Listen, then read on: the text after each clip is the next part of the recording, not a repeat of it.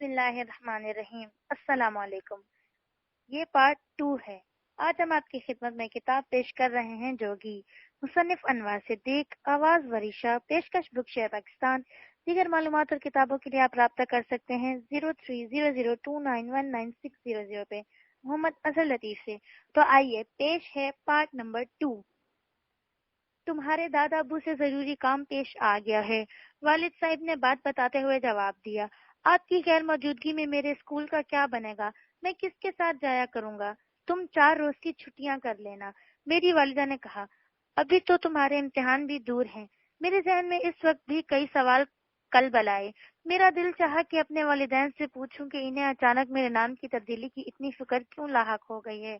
جب دادا جان نے جاتے جاتے والد صاحب سے کہہ دیا تھا کہ 1 ہفتے کے اندر اندر نہیں ساری مصلحتوں کا علم ہو جائے گا، تو پھر رامپور جانے کی کیا ضرورت ہے؟ خود دادا جان نے اپنے مشورے کی تردید کرتے ہوئے کہا کہ اب نام تبدیلی میں مؤثر ثابت نہیں ہوگی۔ اس بات کی بھی یقین دہانی کرائی کہ میں نے عمر طویل ہوگی۔ مجھے کسی ممکنہ خطرے سے محفوظ رکھنے کی خاطر بطور خاص اپنے تصویر بھی عنایت کر دی تھی۔ تو پھر بھاگ دوڑ کی کیا حاجت پیش آ رہی ہے؟ وہ خطرہ کیا تھا جس کی نشاندہی کی سے دادا جان نے پرہیز کیا تھا؟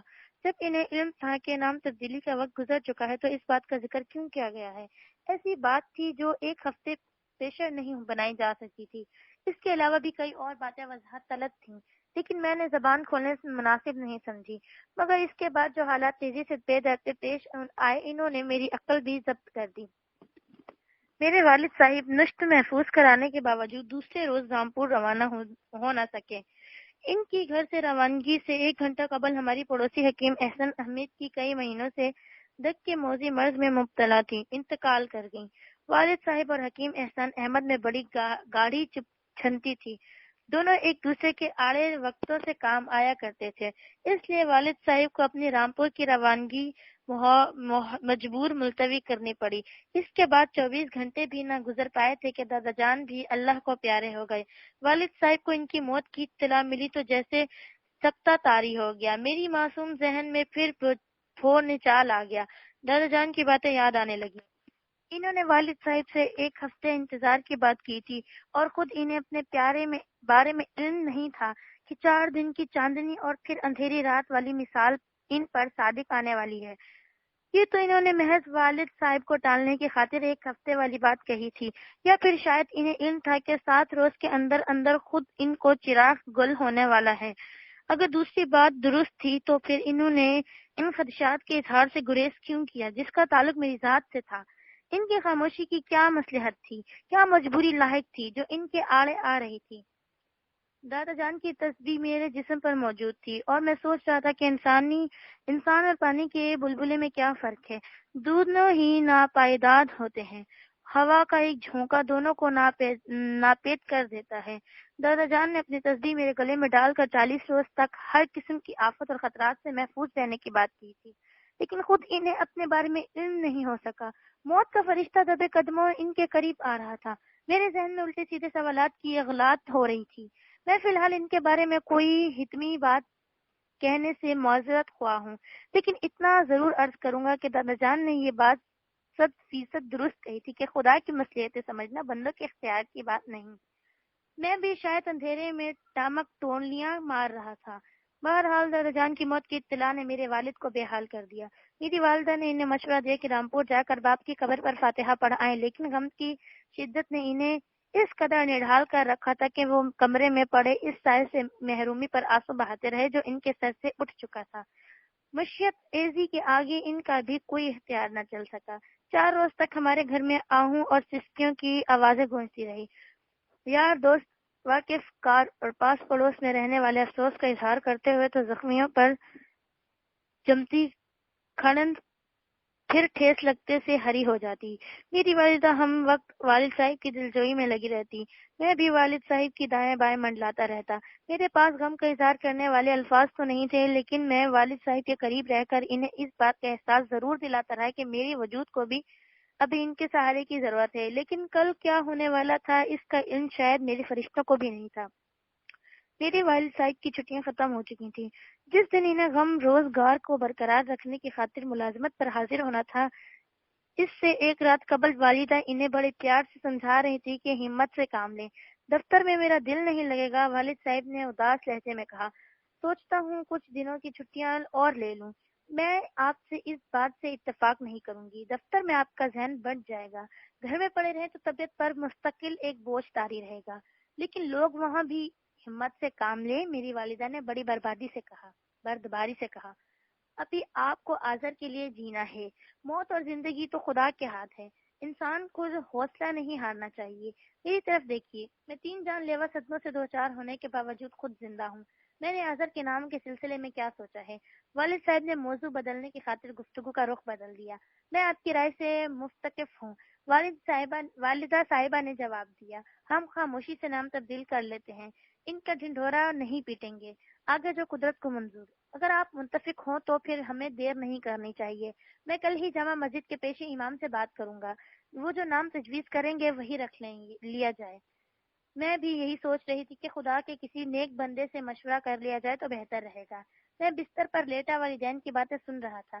اس وقت رات کے تقریباً 9:15 کا عمل تھا جب دروازے پر کسی نے زور زور سے دستک دی۔ والد صاحب نے چونک کر کہا، اتنی رات گئے پرسہ دینے کون آ گیا؟ لوگ یہ بھی خیال نہیں کرتے کہ کوئی آرام کر رہا ہوگا۔ آپ لیٹے رہیں، میں دیکھتی ہوں، والدہ نے اٹھتے ہوئے کہا۔ کوئی خاص واقف تو نہیں ہوتا، آپ کے سونے کا بہانہ کر کے ٹال دوں گی۔ نام ضرور پوچھ لیجیے گا تاکہ میں بعد میں ان کا شکریہ ادا کر سکوں۔ والدہ اٹھ کر کمرے سے چلی گئی تو میں نے سوچ کر پوچھ لیا، ابا جان، دادا جان کی تسبیح اب پہنے رکھوں یا اسے اتار دوں؟ کیا مطلب؟ والد صاحب نے مجھے چونک کر دیکھا۔ تم ابھی تک سوئے نہیں اور یہ دادا جان کی تسبیح اتارنے کا خیال تمہیں کیوں آیا؟ میرا خیال ہے کہ جب دادا ابو نہیں رہے تو میں اس تسبیح بھی سنبھال کر کہیں رکھ دیتا ہوں۔ ایسی باتیں نہیں کرتے آزر بیٹے، میرے والد نے مجھے بہت پیار سے سمجھایا۔ بزرگوں کی دعائیں اور ان کی بخشی ہوئی چیزیں ہمیشہ انسان کے کام آتی ہیں، ایسی چیزوں کی قدر کرنی چاہیے۔ ایک بات پوچھوں ابو؟ میں نے سنبھل کر سوال کیا۔ دادا جان نے میرا نام تبدیل کرنے کا مشورہ کیوں دیا تھا؟ میں نے ان سے پوچھا تھا، لیکن اب جب وہ اس دنیا میں ہی نہیں رہے تو اس کا جواب کون دے سکے گا؟ میرے والد دادا جان کے تذکرے پر دوبارہ اداس ہونے لگے۔ میں نے جلدی سے باتوں کا رخ بدل دیا۔ کل سے تو میں بھی اسکول جانے لگوں گا۔ کیوں نہیں؟ والد صاحب نے بڑے لاڈ سے کہا۔ ابھی تو تم کو خوب جی لگا کر پڑھنا ہے اور پڑھ لکھ کر بہت بڑا آدمی بننا ہے۔ ابھی میں بڑا آدمی بننے کے سلسلے میں کوئی سوال کرنے کا تھا۔ میں نے والد صاحب کو چونک کر بستر سے اٹھتے دیکھا۔ ان کے چونکنے کا انداز ظاہر کر رہا تھا کہ وہ کسی بات سے خوف زدہ نظر آ رہے ہیں۔ میرا رخ والد صاحب کی سمت تھا، اس لیے میں دروازے کی جانب نہ دیکھ سکا، لیکن جب والد صاحب کے اضراب کی وجہ جاننے کی خاطر میں نے دروازے کی سمت نظر گھمائی تو خوف اور دہشت کے مارے ساری جان سے لرز اٹھا۔ دروازے کے بیچوں بیچ میری والدہ سہمی کھڑی تھی۔ ان کے دائیں بائیں 2 ہٹے کٹے نوجوان منہ ڈھاڑے باندھے کھڑے تھے۔ ان کی سرخ سرخ خوفناک نظریں ان کی بات غمازی کر رہے تھے کہ وہ بھلے آدمی نہیں ہیں۔ کون ہو تم لوگ؟ والد صاحب نے اٹھتے ہوئے قدرے دہشت لہجے میں پوچھا۔ زیادہ گرمی کھانے کی حماقت مت کرو میاں جی، اور اپنی آواز بھی ذرا مدھم رکھو ورنہ ہم سے برا کوئی نہیں ہوگا، ایک شخص نے بڑے سرد اور شفاف لہجے میں کہا۔ ایک بات اور غور سے سن لو، دوسرا طیور بدل کر بولا۔ جلادوں سے رحم کی اپیل نہیں کی جاتی، کیا سمجھے؟ تم لوگ کیا کہنا چاہتے ہو؟ والد صاحب نے بمشکل اپنے غصے پر قابو پاتے ہوئے دریافت کیا۔ میں پھٹی پھٹی نظروں سے ان دونوں بدمعاشوں کو دیکھ رہا تھا جو مالک الموت کی طرح میری ماں کے سر پر سوار تھے۔ ایک مردود نے اپنے ریو الوار میری ماں کی ایک کپٹی پر رکھ دیے۔ میری غریب ماں ان دونوں کے درمیان کھڑی اس طرح تھر تھر رہی تھی جیسے اس کا جسم ننگے تاروں میں لپیٹ کر اس میں کرنٹ دوڑا دیا گیا ہو۔ جو کچھ جمع پونجی سمیٹ کر رکھی ہے ہمارے قدموں میں لا کر ڈھیر کر دو، ورنہ ریوالور والا شخص اپنے جملے ناممکن چھوڑ کر غمگینی سے مسکرانے لگا۔ تم غلط جگہ آئے ہو میرے عزیز، میرے والد نے صاف گوئی سے کام لیا۔ دولت جمع کرنا تو دور کی بات، ہمارے لیے تو اپنی سفید پوشی برقرار رکھنے کا بھی دشوارہ نہیں ہے۔ ہمارا پورا گھر حاضر ہے، میری والدہ نے کپکپاتی آواز اور خوفزدہ لہجے میں کہا۔ تم خود تلاشی لے لو، جو تمہارے ہاتھ لگے بڑے شوق سے لے جاؤ، تم کو زندہ چھوڑ جائیں تاکہ تم بعد میں تھانے میں شکایت پریڈ کرتی رہو۔ جواب میں اس حرام زادے نے بڑی کیسنوی توس مسکراہٹوں سے بکھیرتے ہوئے بازاری انداز میں کہا۔ جوانی میں ضرور پٹاخہ رہی ہوں گی، لیکن اب تک تمہاری چکنی چپڑی باتوں میں نہیں آئیں گے۔ جو کچھ ناز نخرے کر کے اور مسکرا کر شوہر سے سمیٹا ہے، سارے زیورات شرافت سے لے کر ہمارے حوالے کر دو، ورنہ تمہاری بچی کچی بخیا میں ادھیڑ کر رکھ دوں گے۔ بکواس بند کرو، والد صاحب زہر کا گھونٹ پی کر بولے۔ تمہیں جو کہنا ہے مجھ سے کہو، عورت کے ساتھ میں تمہاری کسی قسم کی بدتمیزی برداشت نہیں کروں گا۔ تم پورے گھر کا سامان سمیٹ کر لے جاؤ، تمہارا ہاتھ نہیں روکیں گے، لیکن شرافت سے تجاویز کرنا بھی برداشت نہیں کریں گے۔ کتنی رقم دبا کر رکھی ہے؟ ایک نے زہریلے انداز میں پوچھا۔ 2 لاکھ، 5 لاکھ، 10 لاکھ، تم خود تلاشی لے کر دیکھ لو، جو ہاتھ آ جائے تمہارا ہوگا۔ والد صاحب نے لہجہ بدل کر کہا، اس سے زیادہ ہم کچھ نہیں کہہ سکتے۔ گویا تم سیدھی سالی انگلیوں سے راست پر نہیں آؤ گے۔ ریوالور والے کا لہجہ اور زیادہ شفاف ہو گیا۔ ہم تمہیں 2 منٹ سے زیادہ نہیں دیں گے۔ ایک بات اور سمجھ لو، انسانی خون سے ہولی کھیلنا ہماری عادت بن گیا ہے۔ تم اپنا وقت برباد کرنے کے سوائے اور کچھ حاصل نہیں کر سکے گے۔ میرے والد نے جھنجھلا کر کہا، ہم 3 تک گنیں گے۔ دوسرے نے اپنا جدید آتش اسلحہ ہوا میں لہرا کر دبنگ آواز میں کہا، اس کے بعد پہلی گولی تمہاری عورت کو ایک بازو سے محروم کر دے گی۔ یہ سرسرا ظلم ہے، جاتی ہے۔ میرے والد نے احتجاج کیا۔ ایک اسلحہ لہرانے والے نے گنتی شروع کر دی۔ میں اپنے بستر پر سمٹا بیٹھا تھا۔ ابھی تک ان دونوں ڈاکوؤں نے میری طرف متوجہ نہیں دی تھی۔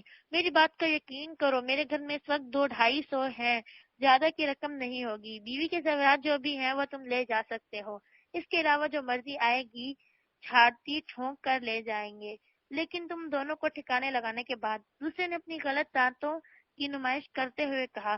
اس نے ریوالور کے نال بدستور میری ماں کی کنپٹی پر جما کر رکھتے ہوئے، جن کا چہرہ خوف سے سفید ہو رہا تھا، دوسرے نے زیادہ سرد لہجے میں گنتی آگے بڑھائی۔ میں کہتا ہوں اپنے ناپاک ارادوں سے باز آ جاؤ، والد صاحب نے بے بسی سے کہا۔ ہمارے مرنے کے بعد بھی تمہارے ہاتھ کوئی مال و غنیمت نہیں آئے گی۔ گولیوں کی آواز محلے والوں کو بھی چونکا کر رکھ دے گی۔ میری والدہ نے ڈرتے ڈرتے کہا، تم بھی پکڑے جاؤ گے؟ ڈرانے کی کوشش کر رہے ہو؟ ٹھکیا ریوالور والا گجرا۔ باہر ہمارے ساتھی اور بھی موجود ہیں، جن کے سامنے آنے کی کوشش کی وہ بھی اسے دھیڑ کر دیں گے، اور حاصل کیا ہوگا؟ میرے والد نے آخری بار انہیں سمجھایا کی کوشش کی، لیکن وہ درندے صفت لوگ تھے۔ 3 کی گنتی گننے کے بعد جدید اسلحے والے نے پہلا فائر کیا۔ اس کا نشانہ خطا نہیں ہوا۔ میری بے گناہ ماں کے الٹے بازو سے خون کا فوارہ ابل پڑا، بلبل بلاتی ہوئی زمین پر گر تڑپنے لگی۔ والد صاحب جوش میں آ کر بڑھے تو درندوں نے ان پر بھی گولیاں برسانی شروع کر دی۔ میں اپنے بستر پر تصویر حیرت بنا خاموش بیٹھا سب کچھ دیکھ رہا تھا۔ گولیاں تڑاتی رہیں، میرے والدین کے جسم سے خون کی دھاریں ابلتی رہیں، وہ تڑپ تڑپ کر موت سے ہمکار ہو گئے۔ مرنے والوں کے دل خشاک چیخیں میرے کانوں کی صدائے بازگشت بن کر گونجتی رہیں۔ مجھے حیرت تھی کہ اگر وہ درندے سارے ثبوت مٹا دینا چاہتے تو مجھے کیوں زندہ چھوڑ دیا؟ دونوں نے ایک بار بھی میری طرف متوجہ نہیں دی، حالانکہ میں ان کی نظروں کے سامنے بیٹھا تھا۔ میرے والدین کی جسموں کو چھلی کر دینے کے بعد وہ گھر کے تمام سامان، الماریوں اور صندوقوں کو الٹتے پلٹتے رہے۔ مجھے اس بات پر بھی تعجب تھا کہ گولیوں کی چنگھاڑی آواز سن کر بھی کوئی ہماری مدد کو نہیں آیا۔ میں ڈرتے ڈرتے اپنے بستر سے اتر کر ماں کے پاس گیا۔ ان کے جسم سے گرم گرم خون ابل رہا تھا، میرے کلیجے پھٹنے لگے۔ میں بے اختیار امی جان کہتا ہوا ماں کے خون سے لت پت جسم سے لپٹ گیا۔ میرے سوچنے سمجھنے کی صلاحیتیں مفقود ہو کر رہ گئیں۔ میرا ذہن تاریکی میں ڈوبتا چلا گیا۔ ماں اور باپ کا سایہ سر سے اٹھ جانے کے صدمے نے میرے دل و دماغ کو ہلا کر رکھ دیا تھا۔ میرے گھر کی خوشیاں اتنی جلدی ایک ایک کر کے روٹ جائیں گی، مجھے اس کا وہم و گمان بھی نہیں تھا۔ دنیا میں تنہا رہ جانے کا احساس میرے کمزور اور ناپائیدار وجود کو کسی کوڑیال ناک کی طرح ڈس رہا تھا۔ جس تک میرے بے ہوش حواس قائم رہے، میں ماں کی اکڑی ہوئی لاش سے کسی جونک کی طرح چپکا اپنی یتیمی اور یسیری کا ماتم کرتا رہا۔ پھر مجھے کسی کا ہوش نہیں رہا۔ مجھے یاد نہیں کہ میرے والدین کی موت نے کتنے دنوں تک میرے ذہن کو معطل رکھا۔ میں کب تک بے ہوش اور دیوانگیوں کی کیفیتوں سے دوچار رہا۔ لوگوں کا کہنا ہے کہ جب میں ہوش میں آیا تو والدین کی موت کا ہولناک منظر یاد کر کے چیخیں مارنے لگا۔ ماہی میں بھی آگ کی ماند بچھاڑتی رکھا تھا، جنونی انداز میں والدین کو پکارتا، پھر دوبارہ ہوش و حواس سے بےگانہ ہو جاتا۔ بہت دنوں تک یہ سلسلہ جاری رہا، پھر میں ہار گیا۔ وقت آہستہ آہستہ میرے زخموں کے لیے مرہم ثابت ہو گیا۔ کاتب تقدیر نے جو کچھ میری قسمت میں رقم کر دیا تھا، اس کے سامنے مجھے سرنگو ہونا پڑا۔ جب میرے اوسان بحال ہوئے تو میں نے خود کو حکیم احسان احمد کے گھر میں پایا۔ وہ والد صاحب سے اپنی دوستی کا حق بنانے میں کسی طرح پیچھے نہیں رہے۔ میرے کچھ دور پرے کے عزیز رشتہ دار ضرور تھے، لیکن کوئی میری کفالت کا بوجھ اٹھانے پر آمادہ نہیں ہوا۔ انہیں اگر کوئی دلچسپی تھی تو اس مکان سے تھی جو میری والد نے خون پسینے کی کمائی سے جمع کر کے سر چھپانے کو بنایا تھا۔ اگر احسان نکل نے آڑے وقت تو دونیشی سے کام نہ لیا ہوتا تو شاید میری زندگی کا وہ آخری سرمایہ بھی میرے ہاتھ سے نکل جاتا۔ مجھے مکمل ہوش آنے پر معلوم ہوا کہ میں تقریباً 1 ماہ تک اپنے حواسوں میں نہیں تھا۔ میرے عزیز داروں نے مکان پر اپنا حق جمانے کی مجرمانہ کوشش کی تھی، مگر احسان انکل نے موقع کی نزاکت کو محسوس کرتے ہوئے پہلے تو فوری مکان کو تالا لگایا، پھر دانش مندی سے کام لیتے ہوئے اسے اپنے ایک پرانے دوست اور واقف کار کو کرائے پر دے دیا۔ میرے عزیز دار مایوس ہو کر واپس لوٹ گئے۔ دانشوروں کا کہنا ہے کہ وقت اور حالات انسان کے سب سے بڑے معلم ہوتے ہیں۔ انسان ٹھوکریں کھانے کے بعد ہی کچھ سیکھتا ہے۔ وقت کی نزاکتیں اس کی تربیت کر سکتی ہیں، پھر وہ دوسروں کی انگلیاں پکڑ کر چلنے کی بجائے آہستہ آہستہ خود اپنے پیروں پر کھڑا ہونا سیکھ جاتا ہے۔ میرے ساتھ بھی ایسا ہی ہوا۔ قسمت کے ہاتھوں میں جن شاید ذہنی جھنکٹوں سے دوچار ہوا وہی میرے شعور کو بیدار کرنے کے لیے کافی تھی۔ تمام عمر میں احسان انکل پر بوجھ نہیں بن سکتا تھا۔ کیا ہوگا؟ مجھے اپنا مستقبل سنوارنے کی خاطر کن دشگوار مرحلوں سے گزرنا ہوگا۔ زندگی کے شب و روز کس طرح گزریں گے؟ میں ہر وقت ان سوچوں میں گم رہتا۔ مجھے اس بات پر بھی حیرت تھی کہ میں اس سنگ دل لیڑوں کی ہاتھ سے زندہ کس طرح بچ گیا۔ میری والدین نے انہیں اپنی زندگی جمع کر پونجی کی پیشکش کی تھی، لیکن وہ پیشہ ور ڈاکو تھے۔ وہ جس واردات کے ارادے سے آئے تھے، انہیں اس کا ثبوت چھوڑ دینا اس کے لیے خطرناک ہو سکتا تھا۔ اس لیے اپنی زندگی بچانے کی خاطر میرے والدین کا جسم گولیوں سے چھلنی کر ڈالا تھا۔ لیکن مجھے کیوں نظر انداز کیا گیا؟ کیا میری ذات سے انہیں کوئی خطرہ لاحق نہیں تھا؟ کیا 10 سال کی عمر کا لڑکا اپنے والدین کے قاتلوں کو شناخت نہیں کرا سکتا تھا؟ دانشمندی کا تقاضا یہی تھا کہ وہ مجھے اپنے راستے سے ہٹا دیتے۔ ان کے لیے کوئی خدشہ، کوئی اندیشہ، کوئی خطرہ باقی نہ رہتا۔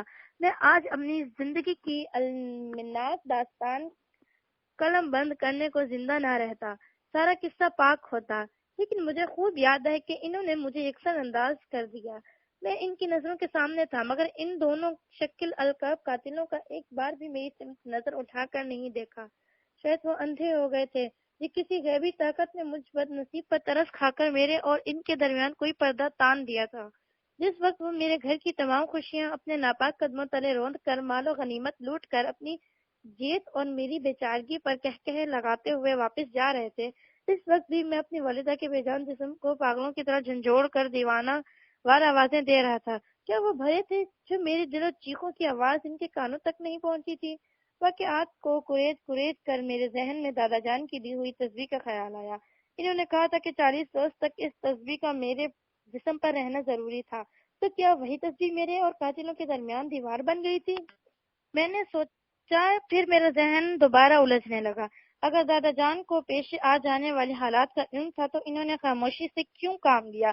اگر وہ چاہتے تو قبل از وقت خطرے کی نشاندہی کر کے میرے سر پر والدین کا سایہ برقرار رکھ سکتے تھے، لیکن انہوں نے میرے والدین کے بار بار اصرار کے باوجود زبان نہیں کھولی۔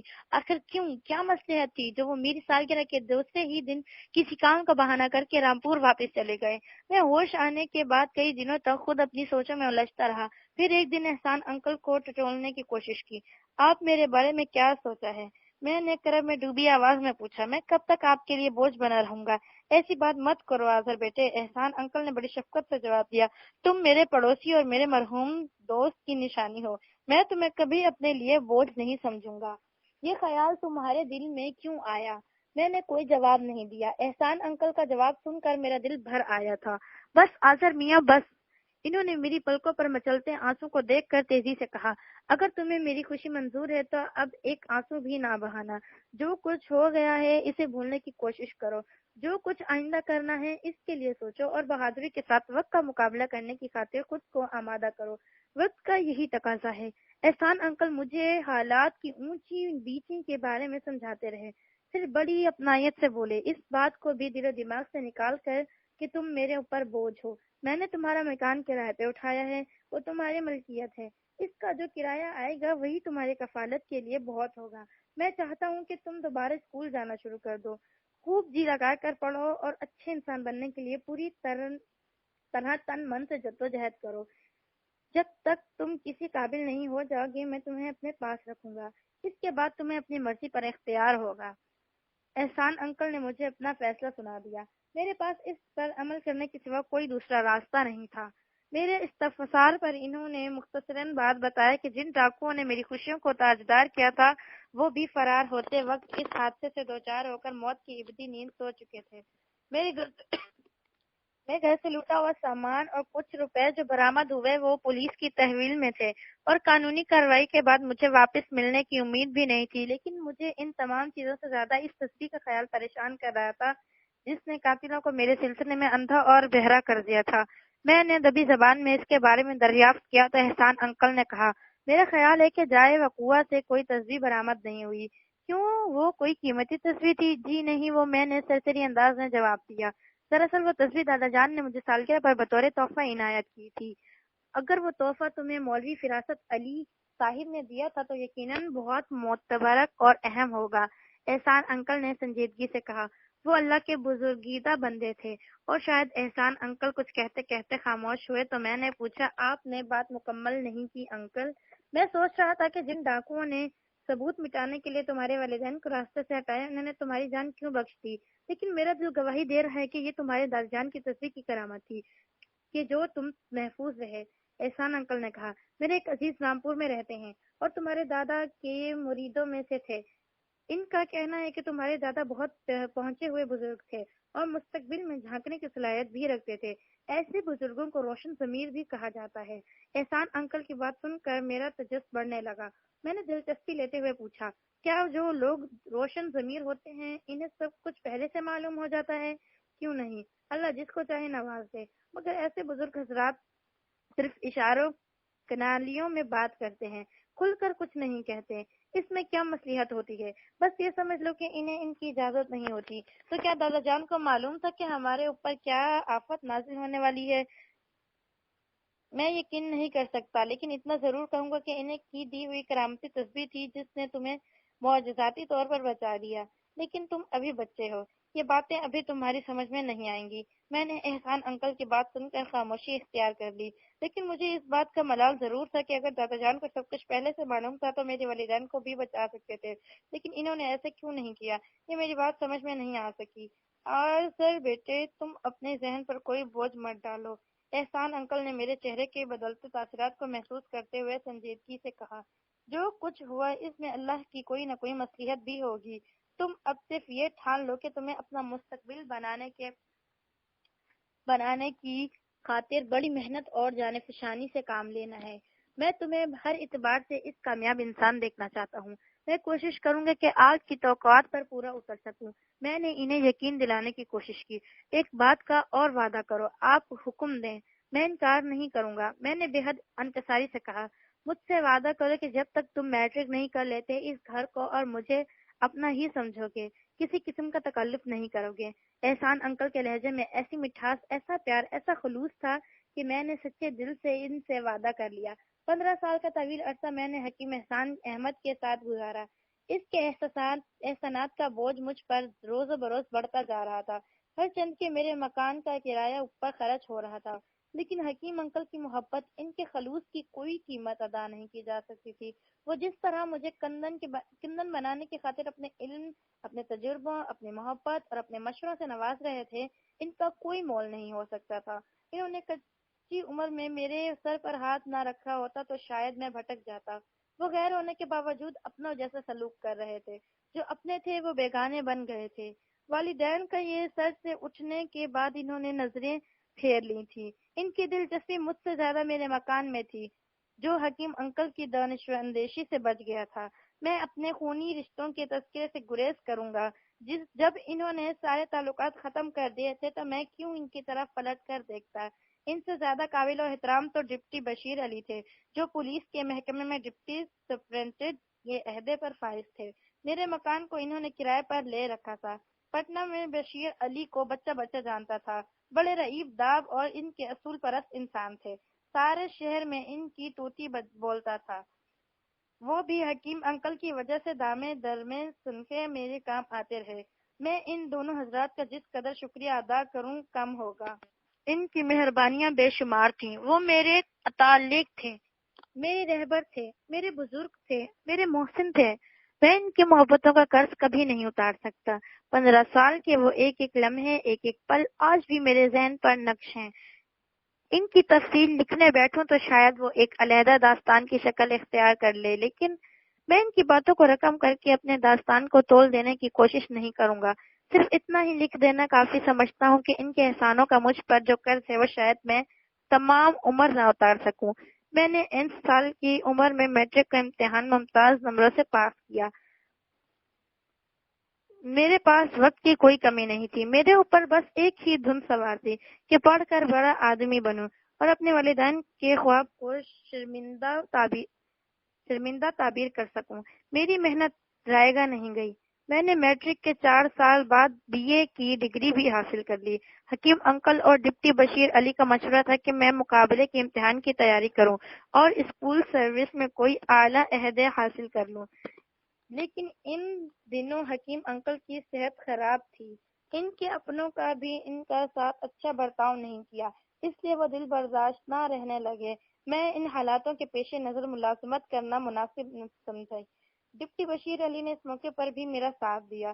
انہی کی کوششوں کا نتیجہ تھا کہ میں محکمہ آبکاری میں انسپیکٹر کا عہدہ حاصل کرنے میں کامیاب ہو گیا، ورنہ اس آسامی کے حصول کے لیے بڑے پاپڑ بیلنے پڑتے ہیں. 2 سال تک میں پٹنہ میں تعینات رہا. میری کارکردگی قابل ستائش تھی، لیکن یہاں یہ بھی عرض کروں گا کہ میری بہتر کارکردگی کے سبب دفتر میں میرے دوستوں کی تعداد کم اور دشمنوں کی تعداد بڑھتی گئی. شاید میری ایمانداری کو ان کو پسند نہیں تھی. میری وجہ سے ان کے ناجائز کمائی کے راستے کھوٹنے ہونے لگے. میرے افسران اور میرے ساتھی میرے منہ پر میری تعریفیں کرتے، لیکن وہ دل سے چاہتے تھے کہ میرا تبادلہ کہیں اور ہو جائے اور ان کے درمیان کا کانٹا نکل جائے. ان ہی دنوں حالات نے پلٹا کھایا. حکیم انکل عمر کی اس سرحد پر پہنچ گئے تھے جہاں ایک ذرا سی بات بھی انسان کے دل پر گہرا اثر کرتی ہے. چنانچہ اپنوں کے بے رخی اور اپنوں کے اعتنائی کے سبب آرزہ قلب میں مبتلا ہو کر کچھ ہی مہینوں میں دنیا سے منہ موڑ گئے. مجھ پر قیامت ٹوٹ پڑی. میں نے ان کی موت پر دل کھول کر آنسو بہائے اور پھر حالات نے وہ بسیرا بھی اجاڑ دیا جہاں میں نے 15 سال تک بڑے سکون اور اطمینان سے زندگی کے دن گزارے تھے. حکیم احسان احمد کی وفات کے بعد ان کے عزیزداروں نے جو مجھے ایک آنکھ پسند نہیں کرتے تھے اور جائیداد کے بٹوارے کے خواہاں تھے، مجھے دودھ کی مکھی کی طرح نکال دیا. اس موقع پر ڈپٹی بشیر علی نے میرے ساتھ جو سلوک کیا وہ میں تمام عمر فراموش نہیں کر سکتا. انہوں نے مجھے میرے ہی مکان کی بھیٹ میں قدم ٹھکانے کی جگہ فراہم کر دی. میرا دل ادب پٹنہ سے اکتا گیا. میں کسی پر میز بوجھ نہیں بننا چاہتا تھا. چنانچہ میں ایک روز بشیر علی صاحب سے دبی زبان میں کہا، آپ کے احسانات مجھ پر بے شمار ہیں، ایک مہربانی اور کر دیں. میں تو مرتے دم تک آپ کا شکر گزار رہوں گا. میرا اندازہ اگر غلط نہیں ہے تو تم میرے ساتھ رہنا پسند نہیں ہے. انہوں نے سنجیدگی سے جواب دیا، خداوندی اچھی چیز ہے، لیکن ابھی تمہیں زندگی کے نشیب و فروز کا زیادہ تجربہ نہیں ہے. میرا مشورہ ہے کہ اگر تم 2-3 سال اور یہاں گزار لو تو مناسب ہوگا. آپ بزرگ ہیں، آپ کے تجربے کے آگے کوئی حیثیت نہیں رکھتا، لیکن بھی میری درخواست ہے کہ میرا تبادلہ کہیں اور کرا دیں تو زیادہ بہتر ہوگا. اب میں اپنے قدموں پر کھڑا ہونا چاہتا ہوں. ایک بات پوچھوں؟ انہوں نے مجھ پر بہت غور سے دیکھتے ہوئے کہا، کہیں ایسا تو نہیں کہ تمہیں اپنے مکان میں میرے ساتھ رہنا مجھے شرمندہ نہ کرے؟ میں نے ان کے جملے کا مفہوم سمجھ کر تیزی سے وضاحت کی. آپ جو سمجھ رہے ہیں میں اس کے بارے میں سوچنا بھی اپنی کم ظرفی سمجھتا ہوں. اگر تم بضد ہو تو میں تمہارے تبادلے کے لیے کوئی کوشش نہیں کروں گا، لیکن ایسا کرنے سے پیشتر میں تم سے 1-2 ضروری باتیں کرنا مناسب سمجھوں گا. بشتر طریقہ تم برا نہ مانو. میں اور آج کی کسی بات کا برا نہیں مانوں گا. یہ کیسی سوچ لیا آپ نے؟ میں نے قدرے جذباتی انداز میں پوچھا تو بشیر احمد نے مجھے گہری نظروں سے دیکھا تو پھر تھوڑی توقف سے بولے، اپنے مکان کے سلسلے میں تم نے غور کیا ہے؟ انہوں نے مزید وضاحت کرتے ہوئے کہا، میرا مطلب ہے کہ یہ تمہیں اسے بدوس کرائے پر رکھنا چاہتے ہو، اسے فروخت کرنے کا ارادہ ہے؟ پارٹ 2 یہاں اختتام پذیر ہوتا ہے۔ کتاب جوگی کا بقیہ حصہ پارٹ 3 میں سماعت فرمائیں۔